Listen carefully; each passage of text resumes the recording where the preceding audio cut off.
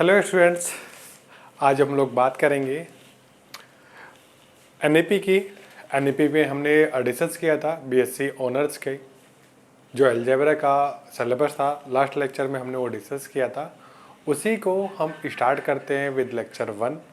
ठीक है, तो कुछ आपके टॉपिक्स मैंने आपको बताए थे। जैसे यूनिट 1 में सबसे पहला आपका टॉपिक था पॉलिनोमियल्स को लेके, पर लेकिन जो आपकी रेफरेंस बुक है उसमें पहला टॉपिक आपका क्वाड्रेटिक इक्वेशन दी हुई है। तो छोटा सा पार्ट मैं आपको क्वाड्रेटिक इक्वेशन का बताने वाला हूँ और फिर मैं आपको पॉलीनोमियल को डिस्कस करने वाला हूँ। ठीक है ना।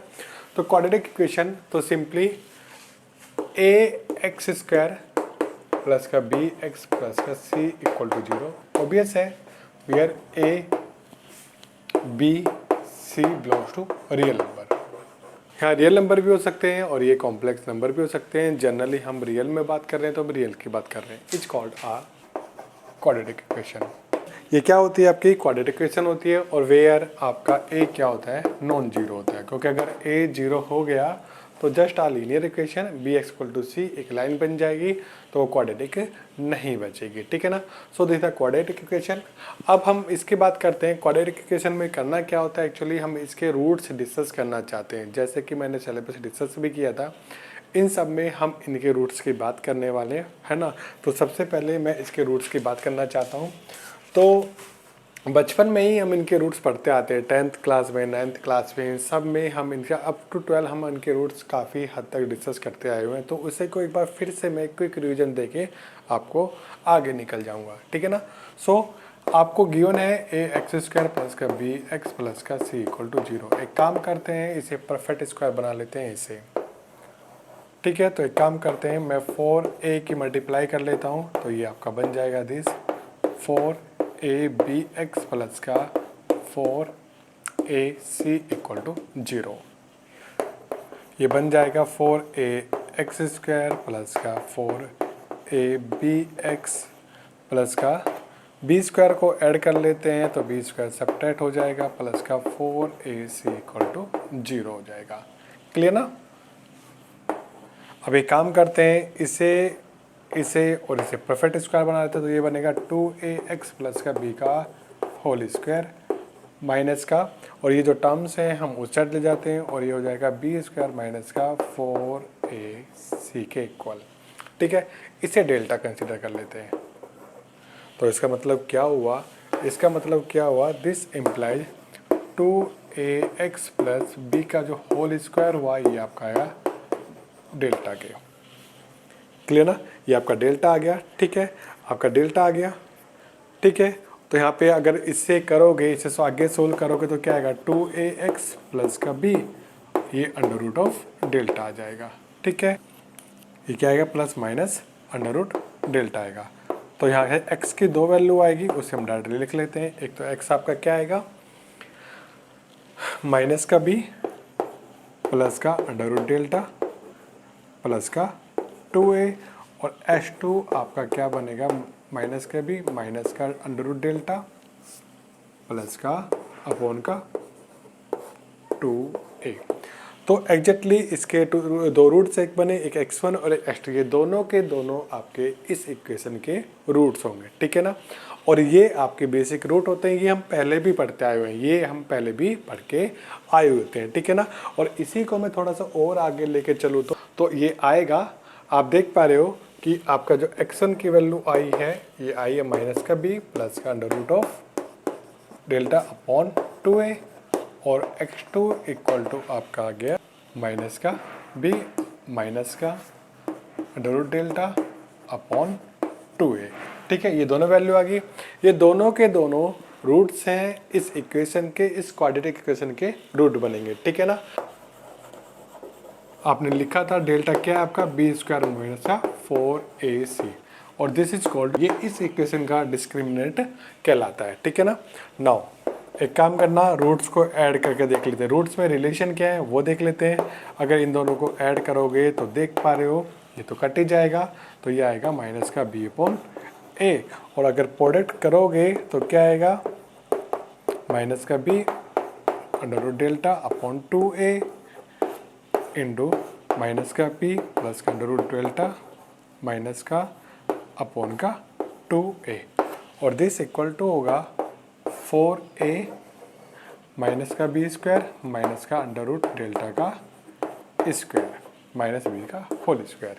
और ऊपर वाली टर्म्स को अगर हम सोल्व करेंगे और नीचे वाले सोल्व करेंगे तो ये आ जाएगा c अपॉन a के इक्वल। ठीक है ना। तो क्या प्रॉपर्टी हमें यहाँ देखने के लिए मिल गई भाई, ये बेसिक प्रॉपर्टी हम पढ़ के आए भी हैं, ऐसा नहीं कि आप फर्स्ट टाइम पढ़ रहे हो, ठीक है, बट लेकिन हम चल रहे हैं, सिलेबस कर रहे हैं तो ठीक है, स्टार्टिंग से कर लेते तो अच्छा लगता है, शुभ माना जाता है ना, शुभ माना जाता है। तो x1 प्लस का h2 ये क्या आएगा माइनस का b अपॉन a आएगा और x1 इंटू h2 क्या आएगा अपॉन c अपॉन a आएगा। क्लियर और नॉट। बेसिक्स है आपका क्वाड्रेटिक इक्वेशन का, ये आप पहले भी पढ़ के आए हो। क्लियर ना।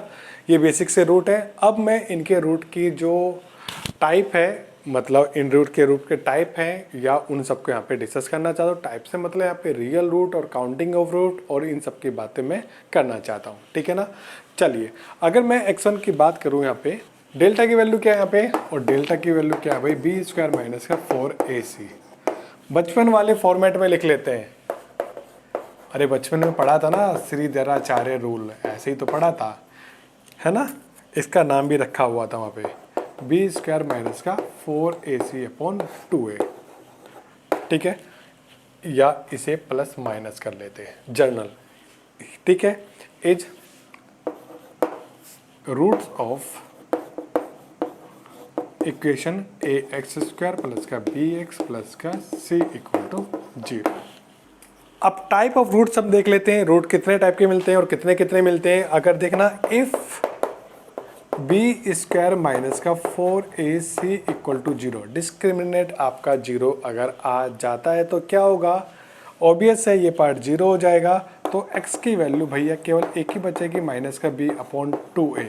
इसका मतलब नहीं कि वो एक ही रूट होगा, एक रूट होगा बट वो 2 टाइम होगा, एक रूट होगा बट वो 2 टाइम होगा। जैसे ना, जैसे ले लेते हैं एग्जाम्पल, जैसे इसके लिए एग्जाम्पल हम देख लेते हैं। क्या मैं ले लेता हूँ, x minus x square minus का 2x प्लस 1 इक्वल टू 0। यहाँ पे a की वैल्यू 1 है, b की वैल्यू माइनस का 2 है, c की वैल्यू 1 है। b स्क्वायर माइनस 4ac यहाँ पे 0 आने वाला है और इसके जो रूट्स बनेंगे x माइनस 1 का होल स्क्वायर होगा, मतलब यहाँ पे जो रूट्स बनेंगे x की वैल्यू प्लस माइनस प्लस होगा, वो भी आपका 2 टाइम होगा। क्लियर ना। तो इसके रूट हैं क्या, इसके रूट है 1 और कितने टाइम है, 2 टाइम है। क्लियर ना। इसके रूट कितने टाइम है, यहाँ पे 2 टाइम आपको गिवन है। क्लियर ना।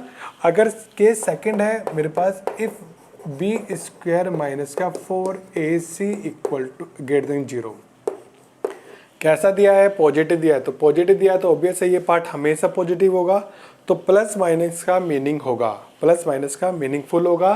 तो एक प्लस वाला रूट आएगा और एक माइनस वाला रूट आएगा। मान लेते हैं ये पॉजिटिव है एंड मान लेते हैं कि बी स्क्वायर माइनस 4ac की जो वैल्यू मान लेते हैं डी आई है, मान लेते हैं। तो यहाँ पे x1 की वैल्यू क्या हो जाएगी, -1 अपॉन -1 प्लस का डी अपॉन 2a आ जाएगा और h2 की वैल्यू क्या आ जाएगी, माइनस का डी माइनस के बी प्लस का डी अपॉन माइनस का आ जाएगा ये वाला अपॉन 2a आ जाएगा। क्लियर ना। यहाँ पे आपको 2 वैल्यू देखने के लिए मिल जाएगी। एंड थर्ड, अगर यहाँ पे क्या मिला, और इफ x की वैल्यू दोबारा लिख लेता हूँ, इफ डेल्टा आपका नेगेटिव है, that is b square minus 4ac आपका नेगेटिव है। ठीक है, नेगेटिव है, देन जो x की वैल्यू आएगी यहाँ पे क्या आएगी, x की वैल्यू 2 बोलेगी और वो आएगी कॉम्प्लेक्स कंजुगेट की फॉर्म में आने वाली है। देन ax स्क्वायर प्लस का bx plus c equal to 0 has 2 complex root,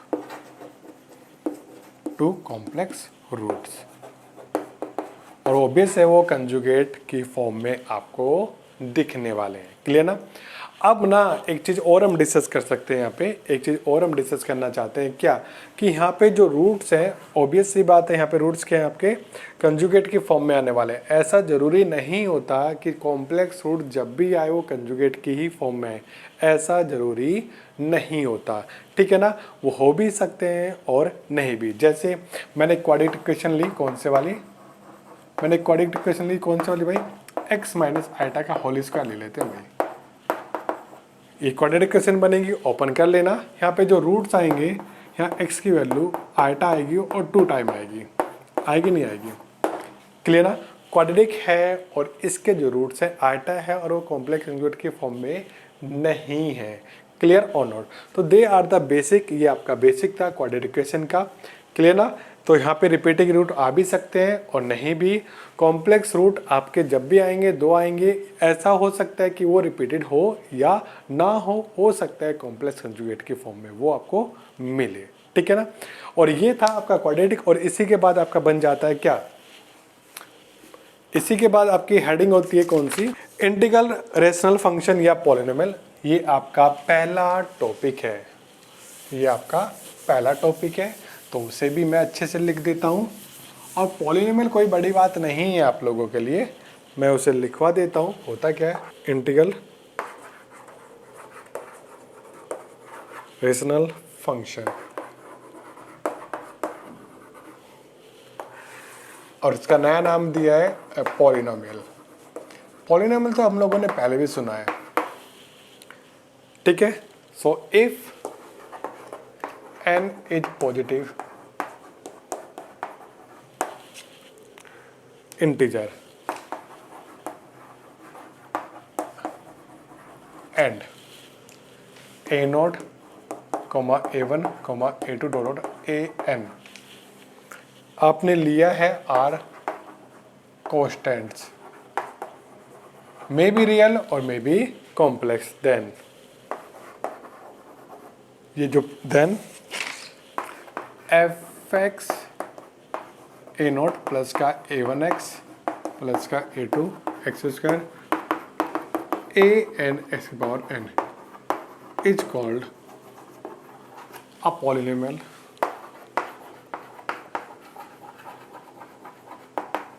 of degree n। Obvious है an आपका क्या होगा, नॉन जीरो होगा इन वेरिएबल x। हम कॉम्प्लेक्स में भी पढ़ते हैं भाई, हम लोग कॉम्प्लेक्स में भी पढ़ते हैं, ठीक है ना, क्लियर ना। ये डिग्री n की होगी where an not equal to 0 और इफ n इक्वल टू आपने 3 पढ़ा तो क्या होगा, fx को लिख लेंगे क्या, fx आपकी क्या आ जाएगी, ये आएगा a0 a1x प्लस का a2 एक्स स्क्वायर प्लस का a3 x cube is polynomial of degree 3 of degree 3। If n equal to 4 तो पॉलिनोमियल ऑफ डिग्री 4। एक काम करते हैं, इस पॉलिनोमियल को इक्वेशन में चेंज कर लेते हैं, इस पॉलिनोमियल को इक्वेशन में चेंज कर लेते हैं। अभी तक ये एक पॉलिनोमियल है, ठीक है, fx इक्वल टू समथिंग। अगर मैं fx इक्वल टू 0 पुट कर दूं तो वो एक इक्वेशन में कन्वर्ट हो जाती है। नाउ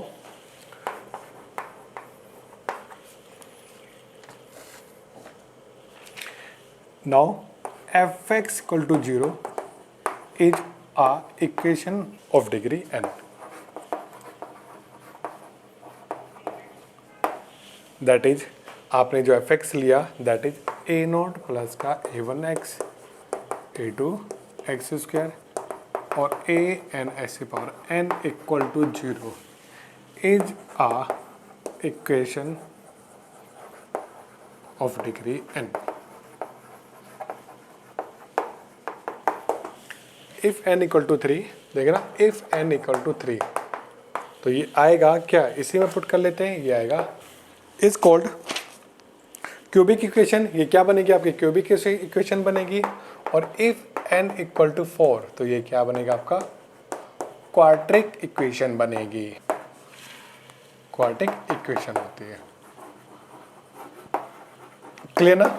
और यही मेरा इंटेंशन भी है क्या, कि मुझे क्यूबिक और क्वाड्रेटिक को सोल्व करना है, इनके रूट्स भी फाइंड करने, और उनमें क्या रिलेशन हो सकता है उन सब के बारे में भी हम बात करेंगे नेक्स्ट क्लास में, नेक्स्ट वीडियो में। तो जब तक आप बने रहिए और प्यार अपना देते रहिए।